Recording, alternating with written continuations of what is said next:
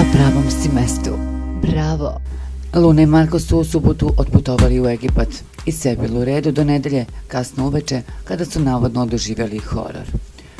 Kako se navodi, ljubavnom paru je pozlilo. Prve simptome osjetila je Luna i požalila se Marku, ali on mislio da je sve to od jakog sunca i začinjene hrane, pa je predložio da samo legne da se smiri.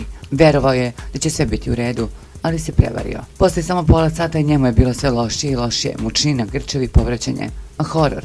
Bukvalno su neizmenično išli u kupatilo do WC šolje, ne bili izbacili sve iz sebe, jer ih je mučnina doslovce unisala. Srećom, Marko je bio pribran. Imao je snage u svom tom lutru da pozove hotelsku ambulantu, pa su ih brzo prevezli u najbližu bolnicu, objašnjava izvor i završava.